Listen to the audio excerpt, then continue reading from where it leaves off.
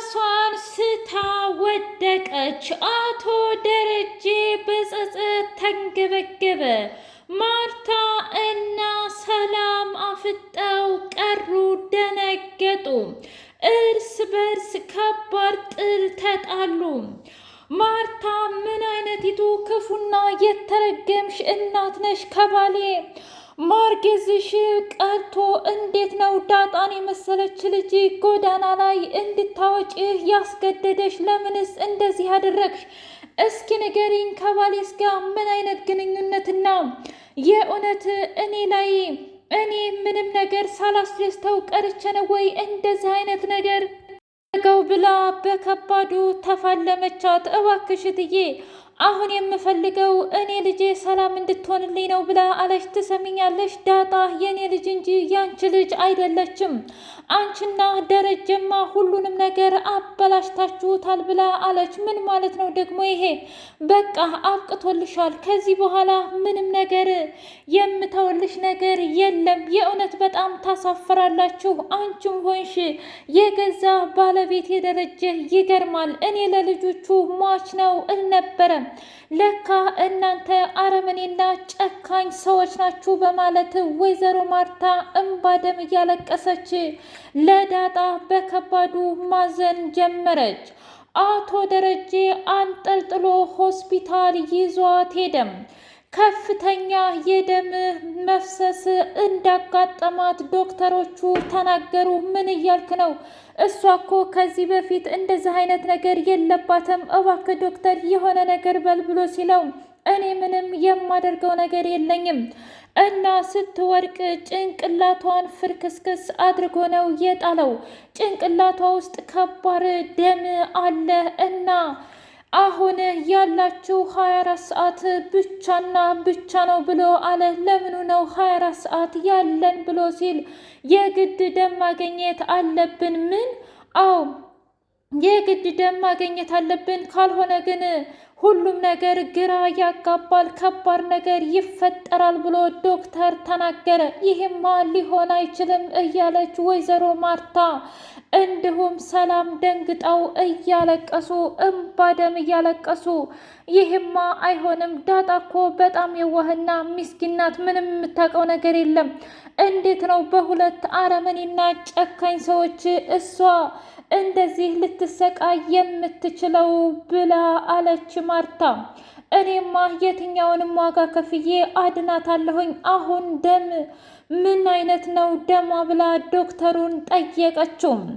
እናም በሚገርምና በጣም ድንቅ በሚል ሁኔታ የወይዘሮ ማርታ እና የዳጣ ደም ተመሳሳይ እንደሆነ ተነገረ። ምን እያላችሁ ነው? አዎ እባክሽን እንደዚህ እንድትሰጭልኝ እፈልጋለሁኝ ብላ እግሯ ስተንበርክካ ሰላምዬ ማርታን መለመን ጀመረች። ትሰሚኛለሽ አንቺና ደረጀን በኋላ፣ ምክንያቱም በፍጹም ይሄ ነገር አይገባትም ለዳጣ። ግን ደግሞ ዳጣ የገዛ ልጄ ማለት ስለሆነች እኔ ራሴ አድናታለሁ ብላ ማርታ እንግዲህ ለዳጣ ደም ሰጥታ ለማዳን ሙከራ አደረገች። ዶክተሮቹ መታገስ አለብን እስከምትነቃ ጸሎት አድርጉ ብሎ እንግዲህ ከባድ ትዕዛዝ ሰጠም። አቶ ደረጀ ሁሉም ነገር ቢቀርብኝ ይሻል ነበረ፣ የገዛ ልጄን በገዛ እጄ ገደልኳት እያለ እያለቀሰ እምባ ደም እየወጣው በጸጸት ተንገበገበ።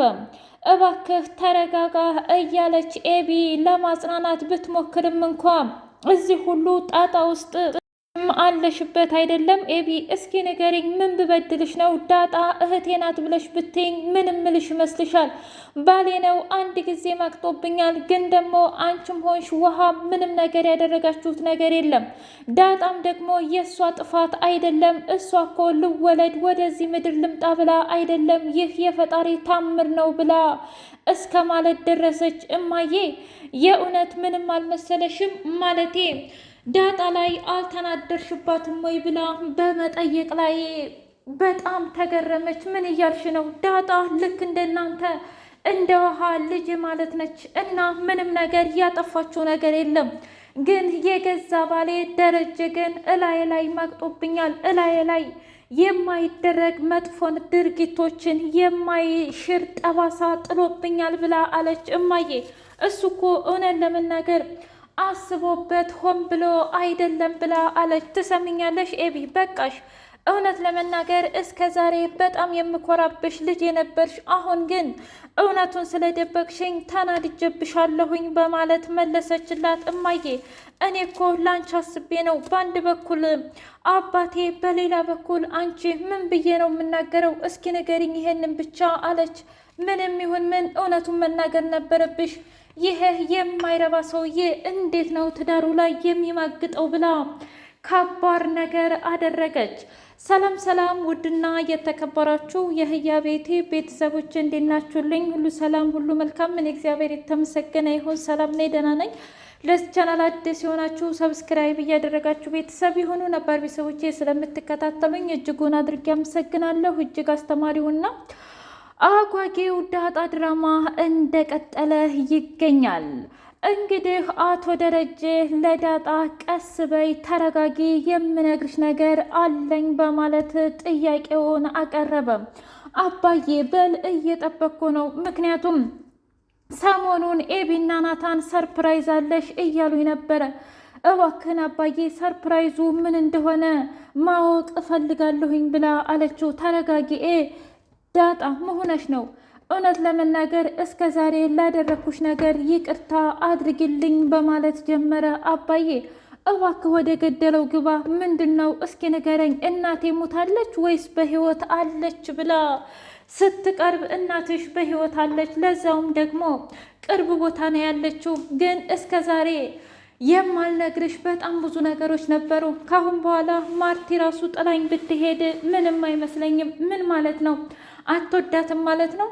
ከምንም በላይ የምወዳትና የማፈቅራት ሚስቴ ብትኖር ማርቲ ነች። ግን በዚህ ተንኮልና በዚህ እንዳይታወቅብኝ በማደርገው ነገር ውስጥ ሁሉንም ነገር እየጎዳህ ነው። ኤቢ ልጅን፣ አንቺን፣ ሁላችሁንም እየጎዳው ስለሆነ ማድረግ ያለብኝን ነገር በሙሉ አድርጌ መጋፈጥን መርጫለሁኝ ብሎ አለም። እናም አንቺ የሰላም ልጅ ነሽ ብሎ አላት። እናም ከሰላም ነው የወለድኩሽ ብሎ ሲል አይ አባዬ በፍጹም ይህማ ሊሆን አይችልም ብላ አለችው። ምን ማለት ነው ልጄ? እስኪ ንገሪኝ። ትሰማኛለህ አባዬ? አንተና እሷ እየቀለዳችሁብኝ ነው፣ ተመካክራችሁ አይደለም?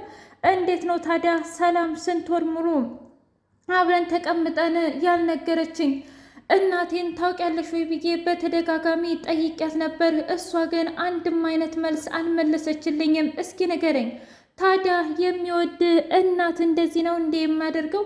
ልጁን የሚወድ እናት እንደዚህ አያደርግም። ስለዚህ የእውነት በጣም አፍሬያለሁኝ፣ በጣምም ተናድጃለሁኝ ብላ አለች። አይ ተናደዳችሁም አልተናደዳችሁም እኔ ምንም ነገር አይመለከተኝም፣ ግን ደግሞ ከዚህ በኋላ የፈለግሽውን ውሳኔ መወሰን አለብሽ ብሎ አላት። ምን አይነት ውሳኔ? እንደወሰን እኮ እድል አልሰጠኸኝም፣ በራስ ወስነ ተናገርክ ብላ አለችው። እንግዳስ ለአመታት እዚህ ቤት ትሰራ የነበረችው ሰላም እናትሽና እናትሽ ብቻ ነው እና ደግሞ ወንድምም አላችሁ ብሎ አለች።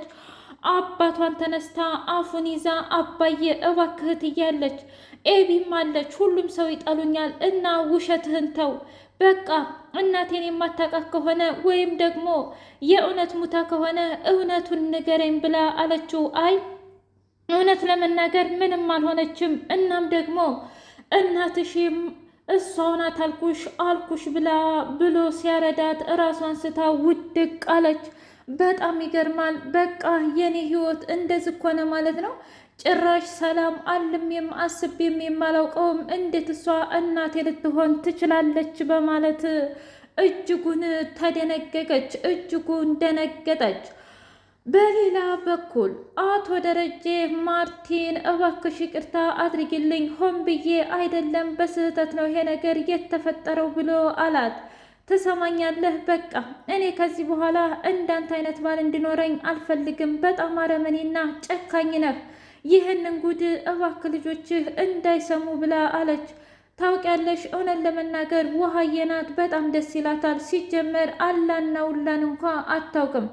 ኤቢ ደግሞ ይህንን ሁሉ ጉድ ታውቃለች ብላ አለች። ምን ታዲያ እንደዛ ለሳምንታት እንደዛ ለዓመታት ስታለቅስና እንደዛ ክፉ ፊት ለእኔም በአዘንታ አይን ስታየኝ የነበረው በዚህ ነገር ነበር ማለት ነው ብላ ስትል፣ አዎ እባክሽን ይቅርታ አድርጊላት፣ እኔ ራሴ አረጋግቼ ነግራታለሁ ብያ ስለነበረ ነው እንጂ ለአንቺ ለመናገር በተደጋጋሚ ጠይቃኝ ነበር ብላ አለች። ወይኔ ወይኔ ማርታ፣ እኔ እኮ እህቴ ሳትቀር ነግራኝ ነበረ እባክሽ እያለች ብትለምነኝም እኔ ግን የገዛ ባሌ ምንም ነገር አያደርግም፣ ምክንያቱም ከምንም በላይ የምወደውና የማፈቅረው ባሌ ነው በማለት መልሼላት ነበር። ዛሬ ግን እሷ ትክክል እኔ ደግሞ ስህተት ነኝ ብላ አለች። እባክሽ ማርቲ፣ እኔ አሁንም ቢሆን አንቺን በጣም ነው የምወድሽ፣ በጣም ነው የማፈቅርሽ፣ ግን ደግሞ ፈጣሪ ሳይፈቅደው ተሳሳኩኝ፣ የሰው ልጅ ሆኖ ደግሞ ፍጹም የለም ብሎ አላት። እኔ ምንም በለው ምንም በቃኝ፣ ከናንተ ከሁሉም ቆርጫለሁኝ ብላ አለችው። አሁን የምፈልገው ፍችና ፍች ነው፣ ከዛም በኋላ አንተ እንደፈለክ ከሰላም ጋር መኖር ትችላለህ ብላ አለችው። ይህንንማ ማድረጋችን ምን ማለት ነው ደግሞ? ለምንድን ነው የማልችለው? በቃ አቺም እኔን ትተሽኛችም እኔ ያላንቺ መኖር አልችልም ብሎ አላት። አንተማ ከእኔ ሌላ እኮ ከሌላ ሴት ጋር አንሶላ ስትጋፈፍ ነበረ። እስኪ ንገረኝ፣ የእውነትን ያላስደሰኩህም ወይስ ወንድ ልጅ ስላልወለድኩኝ ነው ብላ አለችው። ማርቴ በዛ ምንም እንዳልሆነ ታውቂያለሽ እና እንዲቀንም ጸጽቶኝና ተናግሬሽም ጭምር እንደማላቅ ታውቂያለሽ። ግን ደግሞ በዚህ አይነት ከደረሽ ሌላ ነገር ነው የሚፈጠረው ብሎ አላት። ከዚህ በላይ ምን እንድፈጠርብኝ ነው? ማድረግ ያለብህን ነገር በሙሉ አድርገሃል። በቃ ደረጀ በቃ ብላ እምባ ደም እያለቀሰች በሯን ዘግታ እባክሽ እማዬ እያለች ብትለምናትም ኤቢ እንኳ ከኔ ይልቅ አባትሽን መርጠሽ ሚስጥሩን መደበቅ መርጠሻል።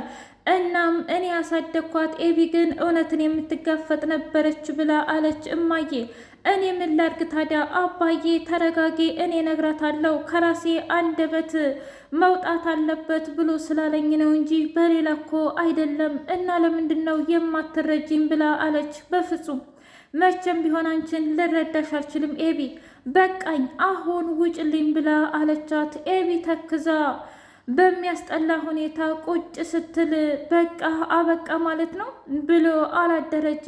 አባዬ ከዚህ በኋላ ማድረግ ያለብህን ነገር በሙሉ እማዬ ይቅርታ እንድታደርግ ማድረግ አለብህ፣ ካልሆነ እኔና እንዲሁም ዳጣ ሁላችንም ከባድ ችግር ውስጥ መግባታችን ነው ብላ አለችው። ልክ ነሽ፣ ትዳሬና ቤቴ በቀላሉ ሊፈርስ ይችላል ብሎ አለ። ውድ ህያ ቤቴ ቤተሰቦቼ የዛሬው ዳጣ ይህን ይመስል ነበር። በቀጣይ ቪዲዮ እስከምንገናኝ ሼር፣ ላይክ፣ ሰብስክራይብ እያደረጋችሁ ቤተሰብ የሆኑ ነባር ቤተሰቦቼ ስለምትከታተሉኝ